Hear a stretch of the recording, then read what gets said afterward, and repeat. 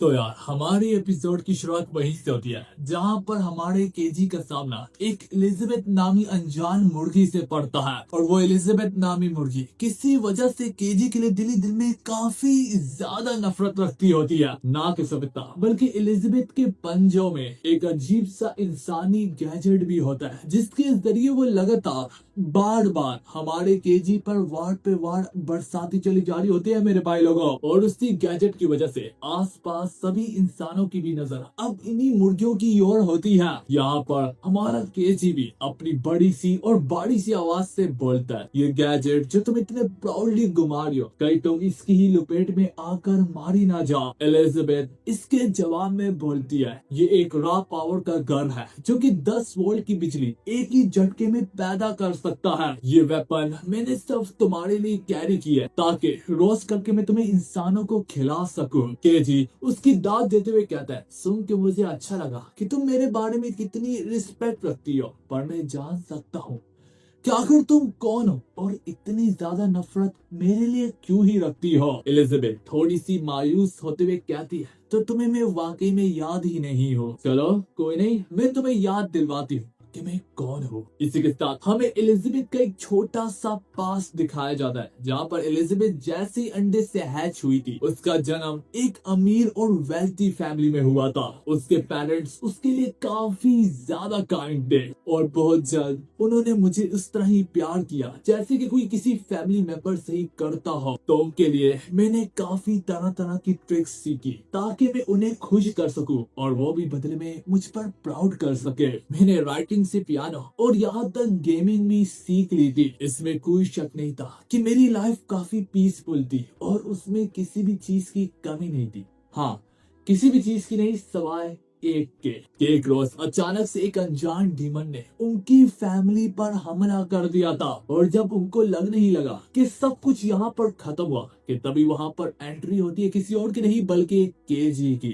KG काफी बहादुरी से उस डीमन का सामना करता है और उनकी फैमिली को बचा लेता है। और जब केजी ने अपने पहले सवाल उसके मुंह पे मारे, क्या तुम ठीक तो हो ना, वो शब्द उसके दिलों पर जाकर छू गए थे और पहली बार हमारी एलिजाबेथ को किसी से प्यार हुआ।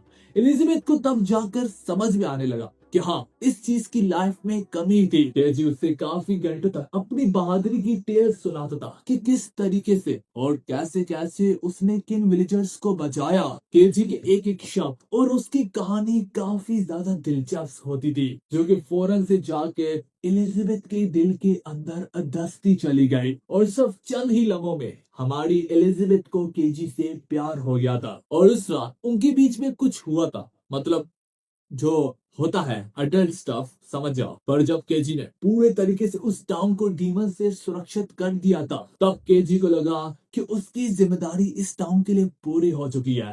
केजी चुपचाप उठ के वहां से जाने लगा। पीछे से थोड़ी फिक्रमंद होते हुए एलिजाबेथ ने उससे पुकार लगाई और उससे पूछा, ओ मेरा दिल रखने वाले, आखिर तुम कहाँ पर जा रहे हो। केजी एक सख्त टोन में उसका जवाब देता है, मैंने इस टाउन को सुरक्षित कर दिया, अब बारी आ गई है कि मैं एक नए टाउन की तरफ बढ़ूं। एलिजाबेथ रोते हुए कहती है, उन रंगीन दिनों का क्या जो हमने एक साथ बिताए, तुमने भी तो वो महसूस किया होगा जो मैंने महसूस किया, तुम्हें भी तो मुझसे प्यार हुआ होगा।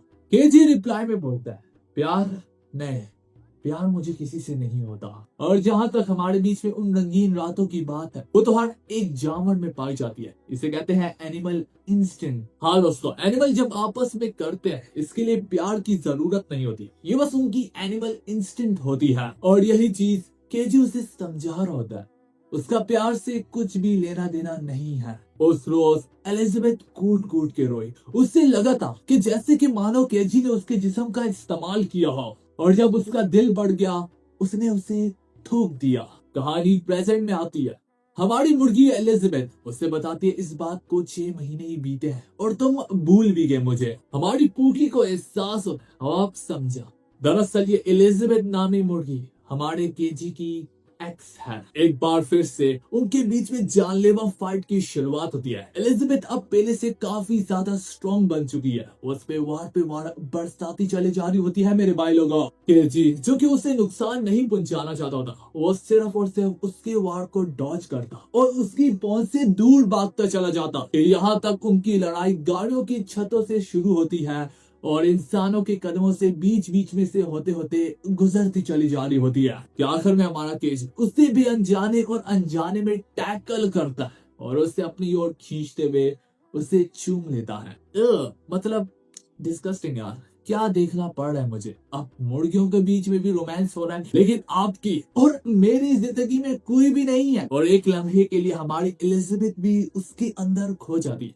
एलिजाबेथ खुद को संभालते हुए साइड पे करती है और उससे मॉन्स्टर, एक दरिंदा बुलाती है। केजी फिर बोलता है, अगर तुम चाहती तो उस दौरान तुम मुझे मार सकती थी। देखने से तो लगता है कि तुम अभी भी मुझे मारना नहीं चाहती। ये बात सुनते सारे एलिजाबेथ की चोंच में अब कोई भी शक तक बाकी ना रहते। अब इन्होंने इतनी तबाही मचाई होती जिस वजह से जापान के ऑफिसर्स को आके उन्हें पकड़ना पड़ता है। अब यहाँ पर हमारा केजी पूकी को चोंच में पकड़ते एलिजाबेथ से बोलता है, निकलने का वक्त आ गया है। अपने आप को बचाते बचाते ये लोग एक गहरे जंगल के बीचों बीच आ जाते। वहीं पर पूकी एलिजाबेथ पर चिल्लाते हुए कहती है, ये औरत सुनो, मेरे शोहर से दूर रहो। जो सुन के एलिजाबेथ परेशानी से बोलती है, ओए मत बताओ, तुम्हारे और इस छोटी सी बच्ची के बीच में भी अब कुछ चल रहा है। केजी रिप्लाई में बोलता है, नहीं नहीं, क्या तुमने मुझे इतना खतरनाक दरिंदा समझ रखा है। इस बीच में एलिजाबेथ को इतना तो पता चल गया होता है कि वो आज इस रोज में भी केजी से इतनी सख्त नफरत करने के बावजूद भी उसे कहीं ना कहीं प्यार करती है। अब बात इसकी चल रही होती है तो वो एक्सप्लेन करती है, मैं इतनी स्ट्रांग बनी हूँ सिर्फ तुमसे रिवेंज लेने के लिए नहीं। दरअसल मैंने सोचा है कि मैं सारे के सारे डीमंस को मार गिराऊंगी। वो बताती है, जब तुम मेरे टाउन को छोड़ के चले गए थे तब मुझे मौका मिला एक नजर अपने टाउन पे दौड़ाने का। मुझे एहसास हुआ कि मेरे टाउन की क्या हालत बन चुकी थी इन डीमंस के कारण। मेरे कुत्ते और बिल्ली जो दोस्त थे यहाँ तक वो भी मारे गए थे। उस रोज मुझे एहसास हुआ मुझे इन्हें खत्म करना होगा ताकि किसी दूसरे इंसान के साथ ये ना हो, किसी दूसरी फैमिली और या जानवर के साथ ये ना हो। तो केजी यहाँ से जाते हुए कहता है, ठीक है जो तुम कर रही हो करती रहो, लेकिन मैं तो सब अपनी बहन का बदला लेने के लिए ये सब कुछ कर रहा हूँ। तो यहाँ पर ये मुर्गी उससे बताती है, मैं जानती हूँ कि तुम किस तरीके के डीमन को ढूंढ रहे हो। तुम एक ऐसे डीमन को ढूंढ रहे हो जिसके गर्दन के पीछे एक निशान है। ये सुन के केजी का सारा ध्यान अब उसी की ओर ठहर जाता। हमें मालूम पड़ता है एलिजाबेथ ने यहाँ पर इंसानों से सेल फोन भी चुराया होता। वो यहाँ पर उससे मुख्तलिफ डीमंस की तस्वीर दिखाते हुए कहती है कि तरह तरह के डीमंस यहाँ पर पाए जाते हैं। कुछ में तो समझदारी नहीं होती, लेकिन कुछ ऐसे डीमंस भी होते हैं जिनमें इंसानों की तरह समझदारी पाई जाती है। कुछ तो इनमें अच्छे होते हैं और कुछ तो बुरे होते हैं।